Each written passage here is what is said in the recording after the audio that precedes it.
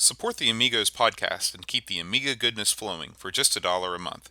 Visit our page at patreon.com/AmigosPodcast. When I'm not playing The Lost Eye of Thundera on my Commodore Amiga 500, I love nothing more than cruising Third Earth in the Thunder Tank, listening to Aaron and John on the Amigos podcast.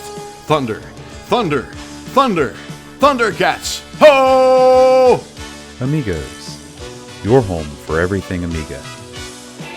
Amigos is a proud member of the Throwback Network, your home for quality retro podcasting. And now, here are your hosts, Aaron Dowdy and John Boat of Car Schaller. Oh, cute. Hi everybody, welcome to Amigos. I'm John. And I'm Aaron. I'm Brent. And today we're going to talk about Jimmy White's Whirlwind Snooker. Yeah.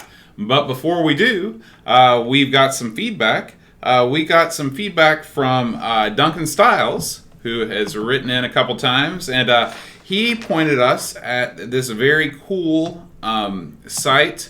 It is called randallchauffeur.ch. So I don't know what CH is, but I'm guessing it's somewhere foreign to here. And he pointed us at this site, and I'll link it up on the show notes because I don't have it right now. But it is a site with a bunch of old Amiga demo, like graphic demos on there. And so you can see, like, if you download a Java plugin, which I did not want to do, you can actually see them in action. You can see the like the daylight fading on the ocean, to dusk and things like that, and it's just kind of neat stuff. So thank you, Duncan, for writing in with that. Switzerland. Okay. So Aaron, that's the end of feedback for this week. What do you have for news? It was a light news week. Let me get the Mega machine out here. Of course, I think it was this week that they've formally released Viva Amiga. I saw some people were talking about it. We were talking about it amongst ourselves. Now, you said you have seen it. I'm going to watch it tomorrow night. Oh, are you? Well, I plan on watching it this weekend as well. Something I forgot to mention last week that I wanted to mention is that we have expanded to a certain degree our online presence. What's happening? We're now on Spreaker, if Spreaker's your thing. How can it not be, really? What is Spreaker? Spreaker's a sort of a podcasting site that allows you to do sort of like what we do live broadcasts and stuff. It's what it is to us is our doorway. I'm trying to get us onto iHeartRadio's podcast list, and Spreaker sort of the door, get your foot in the door. Oh, okay. So you have to get I think they won't even consider you unless you've got 100 followers on Spreaker. So that might, I don't know how many people that listen to this are going to roll over to Spreaker, but I figured, what the heck? So is signing up free? Yeah. So guys, sign up's free. How about the Amigos? If you got the time. Yeah, thanks, it's not a huge deal, but some people, I know Spreaker's got a Android app as well, so some people find it more convenient. You could actually, if you broadcast live over Spreaker, you could have it broadcast everyone that's got the app when you're going online. That's neat. Stuff like that. So it's an interesting little site. We also, did I mention the other? Before you move on, I just wanted to show. This is what this site looks like. You've got the daylight here, and then it will slowly fade into this if you download the Java plugin. Oh, Java. So, and this is full of different demos, demographics. There's a space thing. So, and there's more than just Amiga. There's Atari ST and some other stuff too. So, make sure you check that out. Sorry, Aaron. No, that's fine. We're also, I moved this over to TuneIn as well. I don't know if I mentioned that or not. I did it basically to have a way to listen to our podcast with your little Echo device. The Amazon Echo? That's right. Awesome. It's great. Everything works great, except it doesn't work. Oh, well, less awesome then. Well, I've heard that they're having problems. I haven't checked it this week, so it may be working. But basically, the way you would do it is you have an Echo. You could say, Alexa, play podcast Amigos, everything Amiga, and it should find it and play it. off of TuneIn. Now, how many echoes out there did you just activate? And someone's like, "No, I'm already listening to it." Sorry, guys. Yeah, I'm gonna have more to dollhouses and whatnot. Someone turned me on to a web page for a podcast. It's the Vintage Computing Podcast Roundup.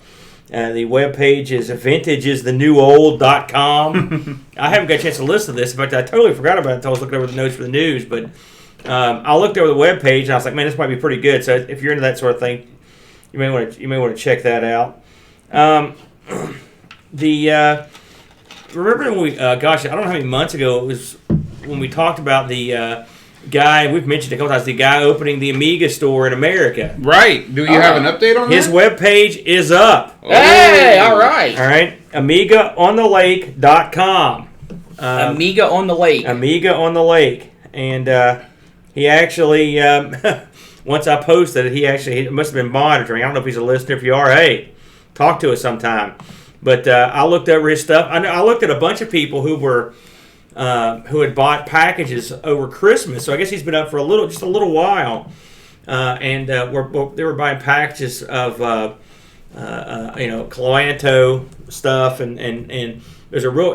I know one guy was listening to his broadcast, and they had a package where you could buy like a book on getting OS 3.9 started on your PC, and you through the Cloanto package, and so it looked pretty in depth. So it looked like they got some interesting stuff. Yeah, there it is. Mm-hmm. So you're saying you can go and purchase this stuff here, but he also gives some like points and tips and stuff. No, this is part of the package. In fact, right there it is, the new Amiga Beginner Bundle. Oh, that's what I saw. That's pretty reasonable. Someone had a demo up on how to install 4.1. In fact, I'm thinking about giving that a whirl, and I've heard the book of that because it's quite good. I like the fact he's got a nice online presence. I can tell you, I am still waiting for Amiga Kit to ship to get me my product. I did finally hear from them, just to whine for a minute, because I ordered this thing November 26th. They told me that I should expect it sometime in mid-January. I've been told. Cow. Well, isn't that now? Yeah, and it didn't come in today, so I'm still waiting, guys. Again, I've never had any trouble with them. Amiga Kit, but man, I don't know what's happening. And I don't know if it's even their fault. Maybe it's something to do with the U.S. side of things, but you never know. But so anyway, if you're in the U.S., it's unfortunate. I know we got a lot of people that listen to the show that are from the U.S. If you're going to order stuff, not the Hose Amiga Kit because they're fine, but I mean, if this guy on the lake has stuff you're looking for and he's got a good price, man, give him a whirl. Like I said, everything I've heard was they do a real good job. Mm-hmm. So that's something worth checking out. The guy. Not to interrupt there, but I wonder if Amiga on the Lake. I wonder if the guy running that would be willing to let us know. I'm kind of curious to let us how his sales are going. I don't know. I don't know if he's gonna let us do that or not. Well, yeah, obviously he's not gonna move like millions of units or anything. But I'm wondering if there's interest in that kind of thing stateside. Yeah, well, hopefully, or he won't be around too much longer. He's in a good spot between here and Canada too. Mm-hmm. I think Canada's got a decent scene. Yeah, and he looks like he's got tons of stuff. Where we got the website scrolling. Yeah. Here. Well, I mean, I looked over his prices, and they're not bad. Yeah, they're not bad at all.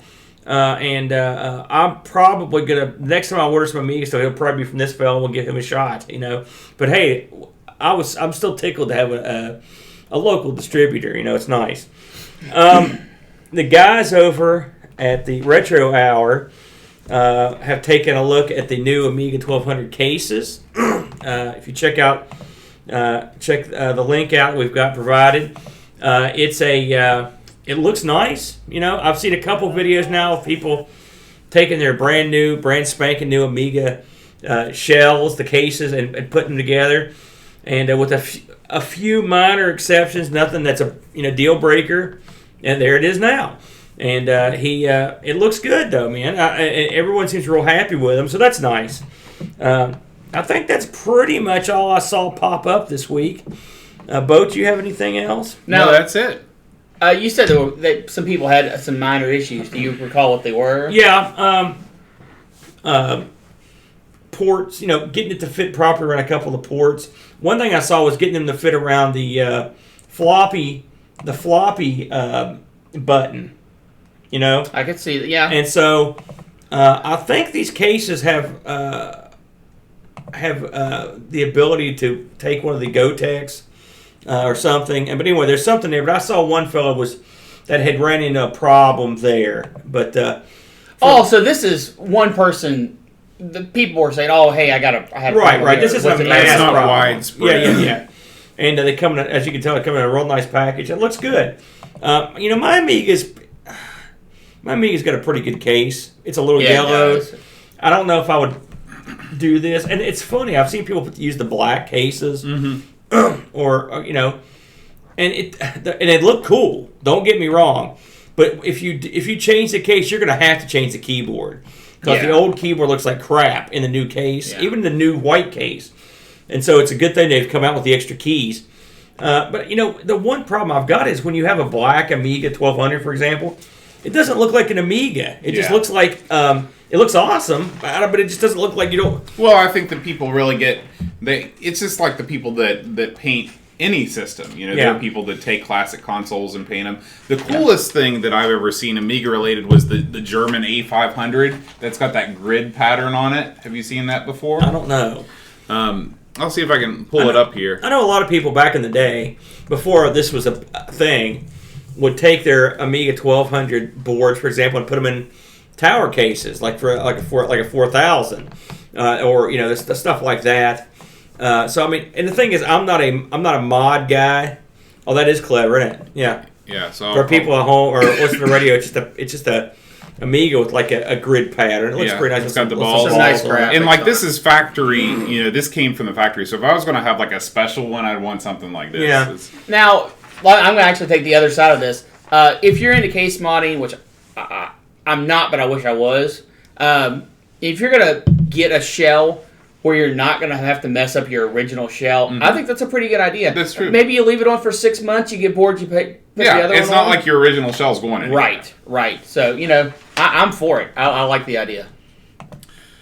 All right. You got anything else, or is that going to do it with the news? I think that's about it for the news. I got to sit down and spend some quality time with the Amiga this week, though, and I played a lot of today's game. And for some reason, don't ask me why, but I've got a burr in the saddle to play some Zaxxon this week. So I got my Zaxxon on. Have you ever tried the Amiga version of Zaxxon? I have not. It's not bad. Does it have all the levels? Yeah. Well, I mean, yeah. It's not like Zaxxon had a ton of levels. 3. Yeah. It's pretty good, though. I really enjoyed it. What do you got for site updates, Bo? Well, Dreamcatcher, as always, has been busy. Of course, we got to start with you. You put up a great Fiendish Freddy Amigos plays. Better late than never. Yeah, we finally got that up there. I had two of my attempts went down in flames, including one with my son, and he was kicking my butt at it too. So I wish that one would have kept, but I had some power problems that kept shutting my systems down, which drove me nuts. And so the first thing that Dreamcatcher put up was just kind of a companion review and kind of some background. He interviewed the guy that created Little Devil himself. This article, which I had read a little excerpt of before it got put up, is great. Not just because it puts me over, but because Dreamcatcher, this guy's like a sleuth. He went in and got the full scoop. And as I suspected, the story about the kid winning the contest for designing a character appears to be complete and utter bollocks. Mm-hmm. So I enjoyed finding that out. But I mean, it was killing me to know. But yeah, the interview's great. I just loved it. I thought it was a great article, and it was interesting to see how. I mean, it was. I agree with a lot of what was in there in terms of the feel of the game, And it's amazing how many people worked on that game. Yeah. If you looked at that list, it was like 1 million people, and they interviewed a guy. He's like, "Oh, I remember doing this part and this one part of this scene." I thought, so how do you make a game out of that where you've got 20 guys working on all these different, each different like little. So you can sort of see why it's sort of kind of a mess. It's a splendid, beautiful failure, Right. of a game. But it was a good article. He also put up just today a review on Beyond the Ice Palace, and I haven't read this one yet either because it's from today. And I haven't heard of the game either. Yeah. So he's a miracle worker. Yeah. So that's some side updates for this week. Other than that, I think that we're good to go for our review of Jimmy White's Whirlwind Snooker. Yes. on a personal note, before we get into this game, and we got to thank Zeus too. I love his playthrough. He does a great job. Few games that we've played have got me into it like this one did. I mean, I don't know what got into me this week, but I really got into Whirlwind Snooker, and I've actually gotten into Snooker after I've never played Snooker, and I've never watched anyone play. I think I've seen the table a few times and just thought it was odd that there'd be a table with all these same colored balls. Right. Like, what is going on? The table was huge. And I had heard of Jimmy White because I'd heard him referenced in shows, and I'd heard of this game. So I didn't know anything about snooker, and I didn't know anything about Jimmy White. And I was talking to my girlfriend. I'm like, man, boats really stuck me in the fire here because I'm going to talk about a guy I don't know and about a game I don't know the rules for. So I sat down and watched a bunch of videos to familiarize myself with what snooker was, and then watched and read as much as I could on Jimmy White. It turns out to be a pretty fascinating sport and a pretty fascinating cat. So I really actually enjoyed it quite a bit. So this game was released in '91. The developer was the same guy that did last week's game, which was Karate International Karate Plus, which is Archer Mclain. It was published by Virgin. Archie, we didn't really get much into his backstory last week, but he didn't really have a ton of games. But I will say the games that he had, he really did a good job on. Aside from, obviously, he did Drop Zone, which we spoke about on the C64, probably one of the most favorite C64 games of all time. He also did International Karate Plus. He also did this, of course, and he did Archer Mclain's Pool, which I don't know if you checked that out, but I had a look at it too. And Archer Mclain's Pool was effectively this engine of Pool. Okay. So, which good move. We might want to check that out. Yeah, and I had a go at it. He had a sequel to this called Jimmy, which wasn't on the Amiga. Jimmy White's 2 Cue Ball, which was I watched some footage of that. Was that on the Genesis? I don't know what that got released on, to be completely honest with you. And then he had a game called Archer Mclain's Mercury, which I had heard of, and it was that Mercury series was sort of hot. It was a unique, one of those kind of move the board around and watch the... Oh, yeah, like a labyrinth type thing. Does that ring a bell to you? Yeah. Do you remember that one? I don't remember the game, but I know the concepts. So this game, like I said, it came out in '91, and it was, it ran on the standard Amiga. There was no... Which that's a whole other story I'll talk about in a minute about getting this thing to run. This thing was out on the Atari ST, and there was a DOS port. This was ported to a lot of things, which also surprised me because, again, we wouldn't have seen this in the States.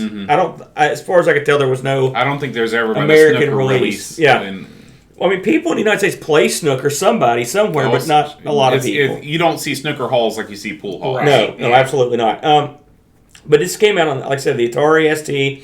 It came out in DOS, on the Genesis, or Mega Drive, if you will. There was a Tandy color version, so they supported the Tandy graphics, which I always look for that. The premise of the game, this is kind of obvious, but for some of the people that don't know much about snooker, a brief look at snooker is snooker's played on a much larger table than a pool table. I think it's 12 foot long, and you have a rack of balls that are all the same color, red. Then you've got some additional multicolored balls. And so, to water this way down, and I don't understand the full volume of the rules, but effectively, you try to sink a red ball, and then you can pick one of the colored balls to sink that. And every ball has a point value. Excuse me. And you alternate back and forth with your opponent as you miss or screw up. And some of your screw-ups can result in your opponent getting points. And that's pretty much the way it goes. And you play one game until there's a winner. And then whoever got the most points in that game, they won the game. Then I believe they said that they usually play these in matches of 11 or 17 games. Right? So it's like pool. It's got all the geometry of pool, but there's a lot more strategy and ball placement. It's very important in snooker. And finesse is also a very important trait because, sometimes you just want to kiss the ball a little bit, So the game's namesake in this case is Jimmy Whirlwind White. I looked into this guy quite a bit because he's an interesting cat. I'm not going to go too far into it, but if you're a UK listener or maybe I've heard his name is pretty well known all over most of Europe. But Jimmy was a player who gained most of his prominence in like the 80s and the early 90s. He's still around. He still plays, but he's sort of in his twilight of his career at this point. He came on early on, was very successful, and he was known for his very quick play style. He would go from shot to shot very quickly. He would sink balls as fast as he possibly could, and he was known to take these kind of weird, crazy chances when he played. He was the first guy that ever used the what's the thing called with that bridge? The bridge. He was using the bridge to like assist with putting on English on the ball, which English in this is very important because of ball placement. Mm-hmm. And he was. Do you think that they call it English in England? I don't know. Like for example, when I was researching this, the game English 8-ball was often referred to, or English pool, or UK.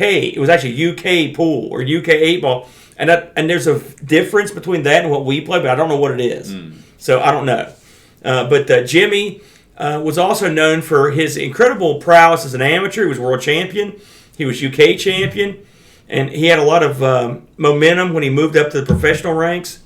And then he managed to get to the championships. He lost his first championships, and then he got back, and he was in 5 championships in a row, and he lost every single one. Wow! And so it was, and he also was known as a big gambler. He was a big drinker. He was a hard liver. His first marriage ended in divorce. But he seemed like just from the documentaries I watched, he's like a real nice guy. Probably a lot of fun to hang around with. It was fun to watch these old matches that they had that were on TV, where all the pool player or the snooker players were smoking. They were drinking their booze. What were you talking about? The one fella, he had how many pints? 6 pints before the game began, and then a pint for every match. So sometimes up to 40 to 60 pints. Love it. And I've seen this comment over and over that watching snooker in that time period was the most fun, and its popularity has waned since then because the players who are now far superior to the way they were in that era are boring. Right. They're too mechanical. Yeah. And they're not drinking. Right. They're not smoking, which probably is why they're better. Yeah. Very true. Retrospect. And I can associate snooker with there was a pool. There was an era where pool on TV here, 8-ball was very popular, and we had Willie Mosconi and Minnesota Fats were a couple of the pool players I grew up watching, and I used to watch it as a kid. I thought it was pretty entertaining, and it was exactly the same as probably over there. These were these entertaining guys, the big fat guy, and this other guy. So I can understand. I can sort of relate to it on that level, But if you want to watch anything good, there's a couple great documentaries out about Whirlwind on YouTube, where I caught the ones I watched. And Kim Justice did an excellent overview of Really? This. Yeah, it was tremendous. I'd already seen it once. I went back and watched it again, so it was good. But I found him a very interesting cat. Now, all that aside, Bo, what did you think of what struck you about the game? I was immediately impressed by the graphical fidelity of this game. I'd never played a 16-bit pool game before, and I was expecting your standard top-down, line up the shot, take the shot sort of thing. This is a fully rendered 3D table. It's rendered flat. But the illusion of movement and the balls, the way they do the scaling, very impressive. And there's never any slowdown. Whenever you're panning around the table, you can click and drag around. It's very smooth. The way that you line up the shots, the variety of angles that you're given. My main complaint is that you cannot accurately move, or you can't move your your angle around when you're at the top-down view of the table. If I had to make one complaint about the game, it would be... Because the controls make it so you move around the table instead. Right. But other than that, I really thought that this was a solid game. Right. Incredibly impressed. I think this is something that if you presented to me in a web browser or a phone app today, I would happily play it. The quality is it's extraordinary. Now there's no backgrounds. It's just black. You're just playing it in space. There's no background music. There was very little sound effects really at all. Mm-hmm. And I don't know if they did that to the backgrounds. Obviously, they did to save on the rendering. Mm-hmm. But when you're playing the game, when you're watching the game, you notice it. When you're playing the game, it doesn't really even come to mind because you're focused on everything else that it does give you and does it so well. I feel that when you're shooting the balls, when the balls are making contact, the angles that the balls are going off, maybe slightly different than you would imagine them being in real life. But once you see what they're going to give you when you hit the ball, it stays consistent. Exactly, and that's all you can really ask. Right, as long as there's consistency, you can say, okay, I see how much hitting the ball like this is going to give me this much cut. Mm-hmm. I'm okay with that now because it stays consistent. Right. The options of angling the ball, putting English on the ball, top spin and back spin. Yeah, it's all there. Mm-hmm. It's all there. And it's also a game that I can see when you first start out, you're poor. You play poorly. But as you get to prove that. Mm-hmm. as you the more you play it, you're actually going to build skill on how you play the game. And to me, for a pool simulator or a snooker simulator at this point, what more can you ask for? Yeah. And you can chalk your stick. There's a button to chalk the stick. One more. I mean, come on. Yeah. And the scoring, you can see the basic scoring here, just represented digitally. But if you click on the question mark icon, you can actually see the slider score like you might see at a physical table, right? Where the things move in an abacus and they thought of it. Yeah, they thought of that as well. Yeah. I hated this game. I'm just kidding. I loved it. The control. I mean, you've got one thing that should be noted is that before this, games like this didn't exist. Yeah. I mean, this is the 3D game. If you look, I looked to see what the Amiga had available in terms of billiards and snooker and pool, and if you look, it's all flat, just like Brent described. And I grew up on the PC and playing those over, or even on the consoles, playing those top view, top down, and you were happy with them. It was sort of like pool, in a lot of ways. But I can only imagine what people. I remember when. Do you remember a program called Virtual Pool? Yes. When it came out, I was like, mind blowing. Good God Almighty! This is the ultimate pool game. This is it. I mean, I can see this is very similar to it. Of course, Virtual Pool came out later. I mean, the amount of the Amiga, as we've noted in previous episodes, is not a 3D powerhouse. Right. All right. I read that this thing does a lot of the calculations when you're lining up your shot and stuff to prepare. It does stuff when you're not expecting it to be working.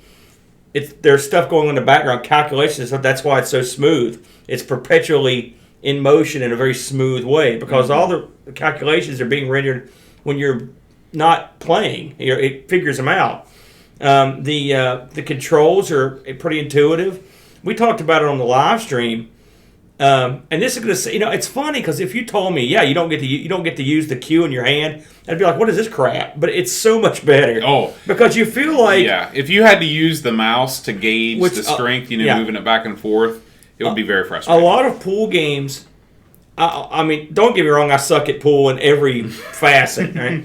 But a lot of games with a cue, I always feel like the controls are hindering me. Mm-hmm. Well, another thing, if you were playing a 2D game and you couldn't control, have at least some back and forth of the cue, you would lose something. This gives you so much more to worry about, the way you line up your shots and the spin and stuff, that you're kind of glad to have that set it and forget it power level. Yes. And on top of everything else, Snooker is a pretty complicated game scoring wise, and so this is perfect, especially for a new person to play it without having to worry about all that. Like I was picking up how the scoring worked as I played, and it helped. I'm not saying I could get on a snooker table and run the 147. I'm out the door, but I think I could at least play a game with someone that knew what they were doing and not look like a total idiot. I would know just a minor idiot. Yeah, I would know some of the rules. Now, that said, there are some things that are. This game has a few quirks and some things that were sort of just not put in. If you're setting it, we talked about this and it drove boat nuts. Occasionally, you'll just be sitting there and some flies will buzz around you, and they're realistically annoying. You want to, scoot them out of the way. Sometimes the balls will develop little faces. Yeah, and laugh at you. And you could tell Archie he thought some of this stuff was probably pretty amusing when he put it in. To the best of my knowledge, there was no way to set up full matches or tournament play or quick. I don't know. There's that stuff. Those options are there. It's a basic game, but what it does perfectly. Again, there's no music. I don't know if that's because they thought it either would get annoying, it interfered, it took too much away from the processing power. I know for certain that's the reason there's no backgrounds. Right. And if you look at later iterations of this that appeared on like the PlayStation, the PlayStation 2, and the PC, they have full background stuff. Of course, by this time, processing power was exponentially more powerful than what the Amiga had to offer when this came out. And I've heard some of the later iterations of the series are quite good. And Kim Justice actually goes into some of the later ones on the PC, which we're not going to touch that stuff here, but it looks like if you're into this and you have a PC and you want to dig it up, or a PS2, you could probably find one that would suit you. So it's not perfect in every aspect, but the things it doesn't do right are not really pertinent to the actual playing of the game. Yeah. When it comes to the game, it does pretty much almost everything the way you'd want it. It gives you multiple views. I mean, fully customizable. And one thing that I thought was particularly technically impressive is the ability to switch views on the fly while the balls are in motion. It's amazing. Yes. I mean, it's truly. I mean, if you think of what you're working with here on the Amiga. I mean, the way that that we're watching this, if you're watching on YouTube, the way that the camera rotates and and pans with the motion of the balls. There's a lot of stuff going on. I wonder if his engine could have been used for like a ball blazery type or a sports game, like I'm a sure field level soccer. Yeah. I mean, really, you got to give the guy credit. Now, I have a question. Yeah. You mentioned the faces on the ball, which randomly appear, and the flies that buzz around. Why do you think that was added? I mean, do you think that it adds anything to the game? I think that sometimes programmers have strange senses of humor. I think that he was trying to just make it have a little bit, because if you look at this game, personality is not what this game is, and I think he was just trying to inject a little bit of something in this game, which is not. It's got a great engine, it's got great physics, but there's because you don't see your opponent. He's just a name on the screen. I think that's why. Yeah. Do you think it was needed? No. Well, I think it's the faces are kind of cute and the flies are amusing, and it's definitely not necessary, but it's an interesting little wacky thing. This might sound stupid, and I wholeheartedly accept that if it does, it pulled me out of the experience. Yeah, I agree. I mean, when I'm lining up a shot, or when you're sitting there getting stuff ready to go. And the flies, actually, not so much. I didn't mind it, but the faces on the ball, it's like we couldn't hear it because we had other music playing in the background. But and I agree with you. I don't think it was necessary, and I think it detracts from the. Now, I'm not going to. I would take points. I'm going to take. I would take a little bit off of it, but I'm definitely not saying it killed the game because that's not true. But yeah, I don't think it was necessary. It's just odd. Now. And I can understand what you're saying. The aspect of Jimmy Whirlwind White's contribution to the game, not really any in this game. He was brought in. This game was originally called 147. The perfect score and bonus snooker set. The Archie's people thought, or his publisher, whoever, thought it might be a good idea to get an endorsement, and Jimmy came in, and from what I've read, Jimmy was actually pretty hands-on when it came to what he would and would not endorse. Although I did read somewhere that he changed his name from Jimmy White to Jimmy Brown to endorse something in a tournament. Maybe Heinz brown sauce. It was or something. like It was that. something ludicrous, but so I don't know how. Maybe he lightened this October. Maybe he lightened. when his wallet started to lighten up a little bit, he Lightened up right along with it. When he came in, he looked at the product, which apparently at that point was finished effectively, and he said, "I mean, it doesn't take an idiot. It doesn't take a super genius to be like, look at this. Right. My name's on this. But hell yeah, I'm getting Yeah. sign me up."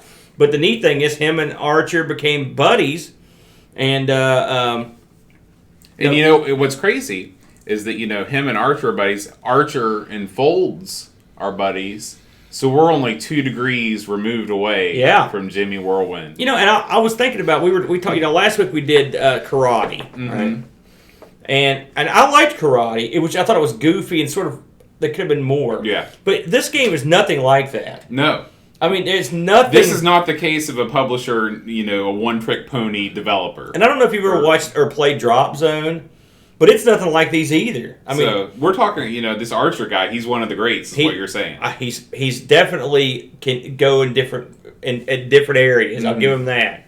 But like I said, Jimmy, like I said, his involvement was pretty much the name only. And I'm sure. Did he promote it at all? Do you know? Yes, he did. And that could go a long way. Sure. And I think his involvement was more in the second game. Some of the games that went on down the series, his involvement was almost none. But his name would be in it. His name's in this one as the final opponent of the 4. You can pick the most difficult guy, and he always pretty much once I got past the first guy, and I didn't get past him, but once I tried a harder level, those guys just creamed me. I had zero chance. But I will say the first level, I think the difficulties are probably pretty good. Yeah. I thought I had a chance. Yeah, and I agree. I suck. So if I have a chance, again, the options are real limited. I will say that about it. So if you're looking for a full-featured, it's like if Cincy Soccer, it doesn't have all the tournaments in the world. Remember we talked about this, how the later iterations, they added all the extra stuff to it. It's sort of the same thing. If you're not getting into this to have a big tournament with real players that were playing snooker in the day, this isn't what this game's about. Right. You can't even set up a bracket with human players. Right. So it's just, and you can keep your own. You can keep track of stuff yourself. Effectively, just a piece of paper. So score-wise, I looked over the reviews for this, and I'm going to tell you, of all the games we've done. I don't know what episode we're on, Boat. This is episode 77. 77. All right, so we've done at least probably 85 games. This is probably the highest scoring review, the best review games we've ever done. It's got no scores lower than an 82, and almost all the scores are in the mid to upper 90s. This game is beloved. And when you mentioned it last week on that list, and I was like, a snooker game? The hell are these people thinking? I was way wrong. I was way wrong. I can see why it was loved thoroughly and completely, because it as they say, it does what they say on the tin. It plays a good game of snooker. I looked this thing up on eBay, and you have no problem picking up a copy if you're in the UK or Finland or any place else overseas. I was seeing boxed copies. Apparently, this came with a poster as well of Jimmy. But I saw boxed copies shipped for between $20 and $25 US. There were some people chiseling, I didn't see any copies in the U.S., but that wouldn't be a surprise to anyone. Since I'd be surprised if it was released over here. So. Well, what about some question time? Question time? Yeah. Okay. So, is this a snooker-related question? So no, this is a listener question. Oh, okay. If you have a question for the podcast, feel free to write in at questions@amigospodcast.com. Send me some snooker questions, because I studied up. I'm ready. This week's question comes from Al Kebab. And Al says, "Hey chaps, firstly thanks for the Amiga Future magazine. If you remember, Al was the winner of the Amiga Future on our Christmas episode. Which is a Top shelf mag. He said it arrived this week safe and sound. It's already replaced the Auto Trader, get this, as my well-thumbed bog mag of choice. The bog mag, eh? Yeah. I think I know what that means, Oh, y'all. yeah. And he said, secondly, thanks for keeping the show going for so long. No doubt it takes a big commitment each week to not only come up with the show's content, but also set aside the time to record and edit it. I really appreciate hours of editing. It is. I really appreciate your efforts, and I look forward to how the show will move forward as we push on into 2017. Now for the question. Virtual reality only.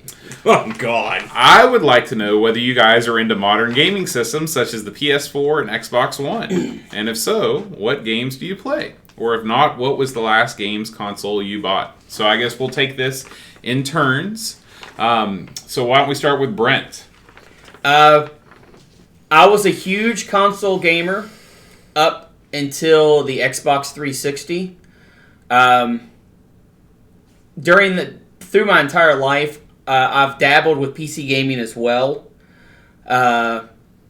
Currently, pretty much after the 360, I never went to the Xbox One or the PS4, although my kids have both. I'm a PC gamer. I play modern games. I play Elite Dangerous. I play Overwatch. Every Saturday morning from 9 till noon, me and 3 of my buddies play online together. For me, it is a active part of my life. Aaron? You know those grizzled old geezers you hear on podcasts? They're like, I don't play nothing. That's me. I don't have any modern consoles past the 360.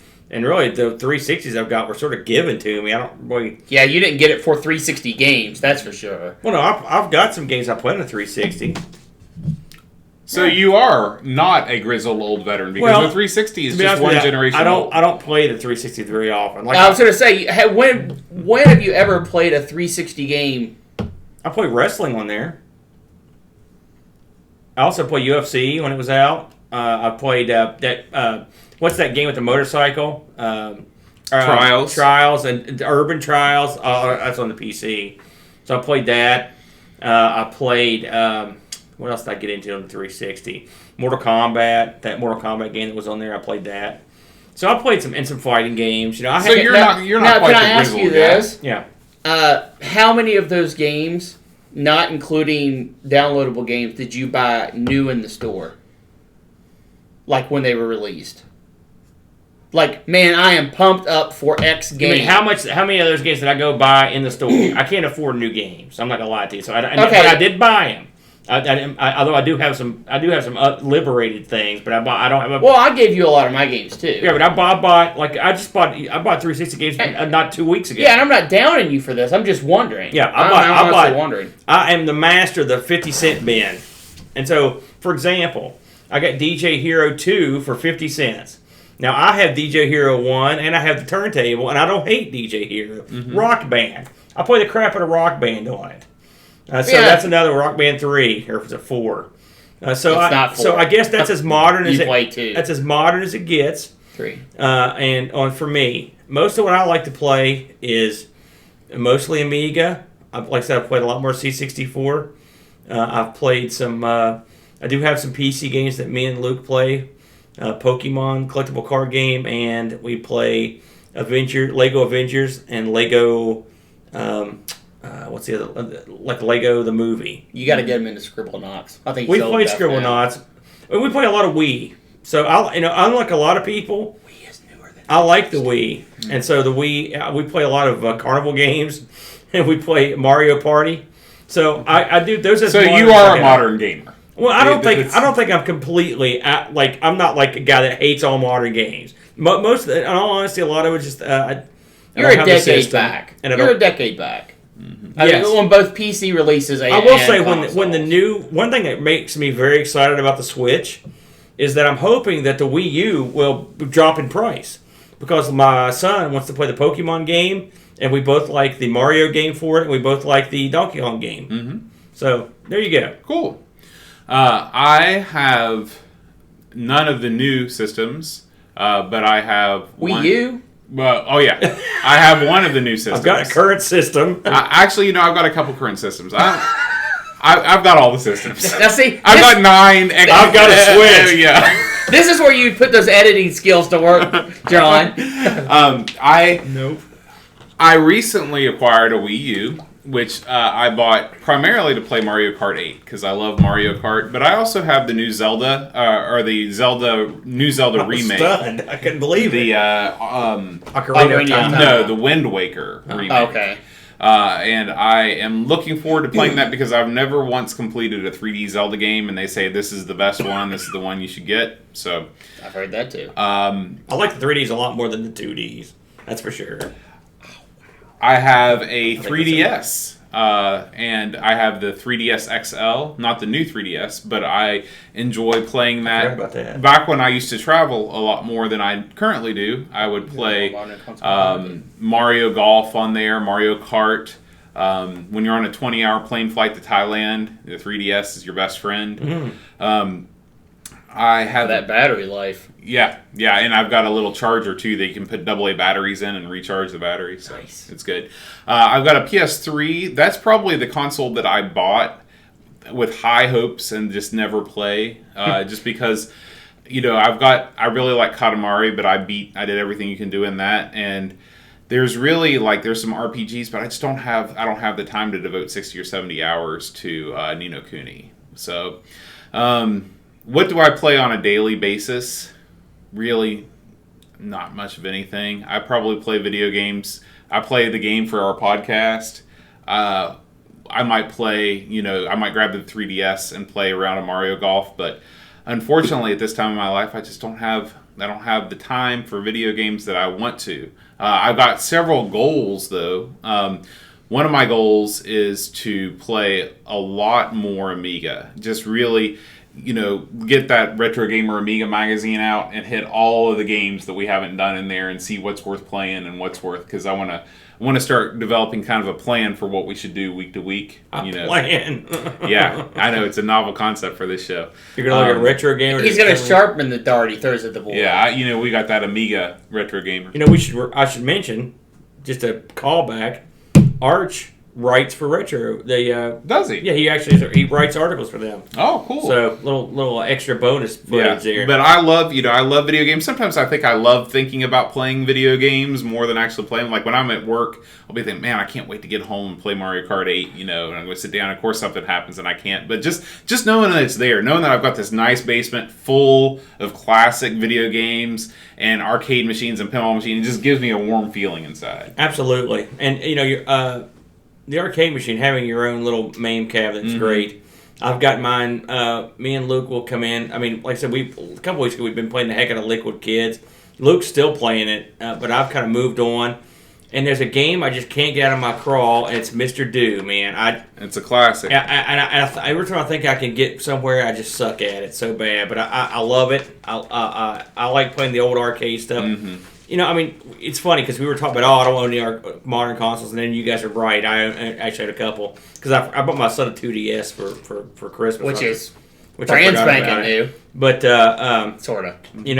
Again, I think my problem is I don't have you mentioned not having the time.